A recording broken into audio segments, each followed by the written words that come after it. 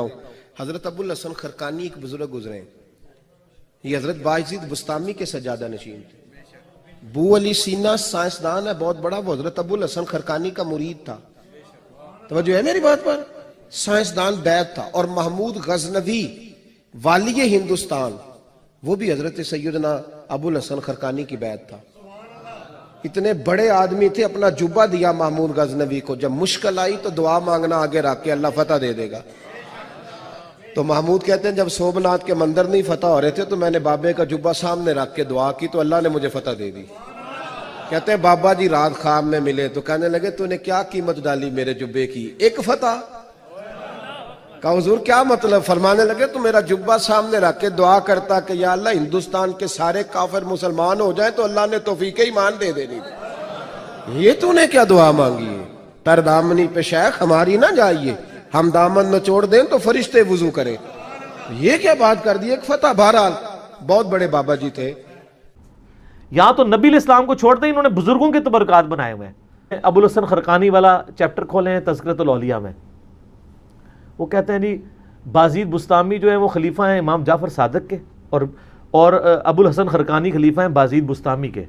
اور کہتے ہیں محمود غزنوی نے جب یہاں پہ حملہ کیا تو وہ اس کے حملے ناکام ہوتے تھے, تو ابو الحسن خرقانی کا کرتا اس کے پاس موجود تھا. ایک دن اس نے کرتا پکڑ کے اس کرتے کے وسیلے سے دعا کی تو محمود غزنوی کو فتح ہو گئی. سبحان اللہ. اچھا, وہ کہتے ہیں فتح ہو گئی تو رات کو ابو الحسن خرقانی خواب میں آئے. انہوں نے کہا تو نے میرے کرتے کی اتنی کم قیمت لگائی ہے. ذرا گال سننی کہانی. نقشبند سلسلے کے بابا جی ہیں ابو الحسن خرقانی, بازید کے خلیفہ. تو ان کا حضرت کیسے, ان کا تو اگر یہ کرتا پکڑ کے یہ کہتا نا کہ قیامت تک اس سرزمین پہ کوئی کافر نہ بچے, سارے مسلمان ہو جائیں, تو اس کرتے کی برکت سے سارے مسلمان ہو جاتے ہیں. یار یہ اگر کہانی چلتی تھی تو اسما بنت ابی بکر جو کالا تیالسی جبہ نکال رہی ہیں جو صحیح مسلم میں آتا ہے, تو یہ قادسیہ اور یرموک لڑنے کی صحابہ کو ضرورت کیا تھی؟ قادسیہ میں رسول اللہ کا کرتا لے جاتے اور دعا کرتے, وہ سارے مسلمان ہو جاتے. اگر نبی کے کرتے سے نہیں ہو رہے تو آپ کے بنائے ہوئے جو آپ نے خود نام دے دیے ہیں بزرگوں کو, ان کے ناموں کے ساتھ تبدیلیاں آ جانی ہیں. دنیا بقدر ایفٹ ہے. وہ جی وہ ایک فلاں بزرگ, یہ تو کئی بزرگوں کے بارے میں. ایک ان پڑھ بندہ چلا گیا, انہوں نے کہا جی میرے پیچھے نماز پڑھنا, دائیں طرف سلام پھیرا سارے حافظ ہو گئے, بائیں والے سارے ناظرہ ہو گئے. نبی علیہ السلام نے تو اصحاب صفہ 155 ان کی تیاری کرواتے تھے. آپ بھی کہتے میرے پیچھے نیت کرو, سجے پاسے سارے حافظ, کھبے پاسے سارے ناظرہ. مسند احمد میں آتا ہے غزوہ بدر کے قیدی چھوڑنے کا جو معاوضہ تھا وہ 10 مسلمانوں کو لکھنا پڑھنا سکھانا تھا. تو سجے پاسے سلام, کھبے پاسے سلام کیوں نہیں پھیرا؟ سب کہانی ہے. اور میں دعوے سے کہتا ہوں جن بزرگوں کے بارے میں دعویٰ کر رہے ہیں ان کو خود بھی نماز نہیں صحیح آتی.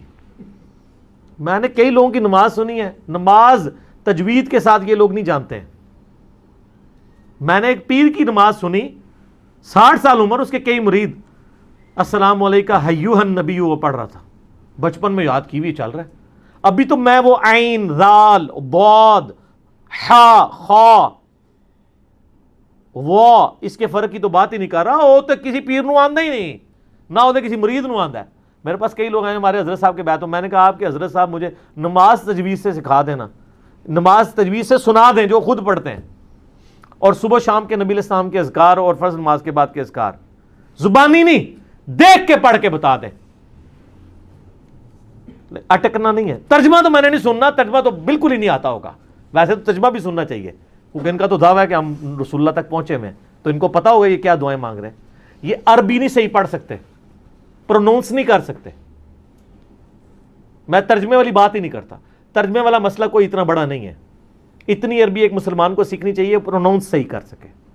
مطلب تو ظاہر علماء نے اتنی محنت کی ہے, آپ جتنی مرضی کر لیں.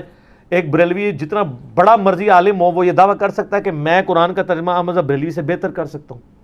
بتائیں. تو پھر ٹھیک ہے, احمد بریلوی نے ترجمہ کیا, آپ پڑھیں. مجھے کہتے ہیں لوگوں کو جو ہے عربی سیکھنے سے روکتا ہے. میں کب روکتا ہوں؟ میں کہتا ہوں عربی ضرور سیکھیں, لیکن الٹیمیٹلی جب آپ عربی سیکھ کے ترجمہ کریں گے بھی نا, آپ کے ترجمے کو کسی نے نہیں ماننا. تو آپ دوبارہ سے ویل انوینٹ نہ کریں, پہیہ ایجاد نہ کریں. پہیے بک رہے ہیں آپ لیں, کوئی دیوبندی بڑے سے بڑا مفتی آج کا جرت کرے گا کہ میرا ترجمہ اشرف علی تھانوی سے بہتر ہے؟ تو آپ اشرف علی تھانوی صاحب کا ترجمہ اردو والا لیں اور پڑھیں، اس پہ عمل کریں. ہم تو کہتے ہیں علماء سے ہی پوچھ کے چلیں. ہم کب کہتے ہیں اپنے ترجمے خود کریں؟ یہی پلیٹ فارم ہے جو واحد پلیٹ فارم ہے جو کہتا ہے بریلوی ہو تو حمزہ بریلوی کا ترجمہ پڑھ لو، دیوبندی ہو تو چلو اپنے اشرف علی تھانوی کا پڑھ لو، اہل حدیث ہو تو جناح گھڑی کا پڑھ لو، شیعہ ہو تو سید فرمان علی شاہ صاحب کا پڑھ لو، اور اگر سادہ سے مسلمان ہو مودودی صاحب کا پڑھ لو، فتح محمد جلندری کا پڑھ لو، اور پڑھو صحیح. ٹھیک ہو گیا.